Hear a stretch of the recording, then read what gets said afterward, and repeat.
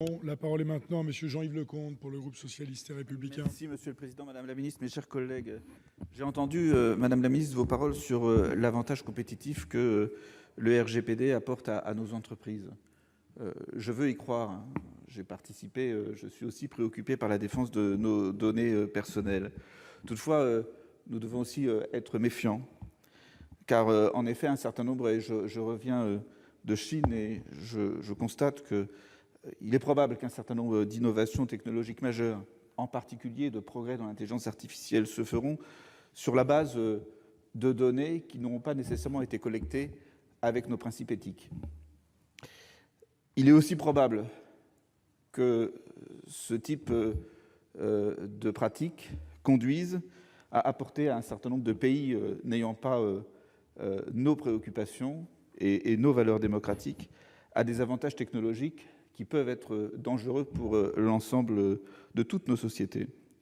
Comment faire en sorte, parce que cela peut aussi leur apporter une maîtrise technologique supérieure, comment faire en sorte qu'au niveau de l'Union européenne, nous puissions nous protéger et être vigilants sur ce danger qui peut menacer à terme la manière dont nous pourrons maîtriser l'évolution des technologies, la maîtrise de nos données, et les capacités de nos entreprises à finalement être au meilleur niveau technologique.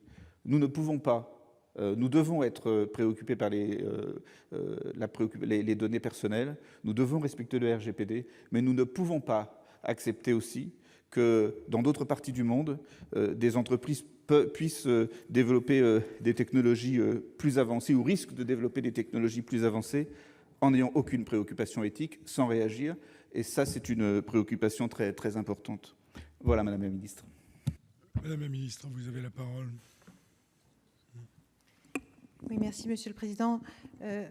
Monsieur le sénateur, comme vous l'avez noté, les données, c'est un point central dans l'avance et l'innovation, en particulier sur l'intelligence artificielle. C'est un carburant indispensable et le cadre européen a des spécificités avec lesquelles il faut qu'on travaille intelligemment pour faire valoir à la fois notre éthique, nos valeurs, mais aussi permettre à l'innovation, à des groupes européens de se développer.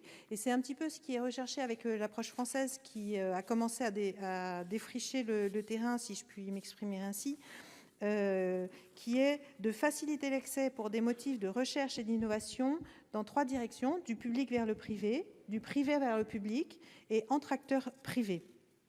Il s'agit d'une part d'ouvrir un débat sur l'accès aux bases de données des monopoles de fait, constitués par les grandes plateformes. Il s'agit de faire des appels à manifestation d'intérêt pour la création de plateformes de partage de données entre acteurs, par secteur ou intersecteur, et ce qui permettrait d'associer des données en provenance du secteur public et du secteur privé. Enfin, c'est l'extension du service public de la donnée avec un nombre accru de bases de données auxquelles les acteurs pourraient avoir accès pour développer. Donc, vous voyez, l'idée, c'est qu'il faut créer de la fluidité.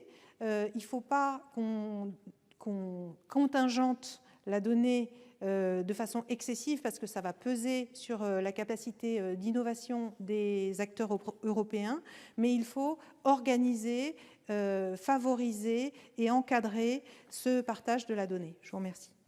Merci, Madame, mes chers collègues, une réplique? Non.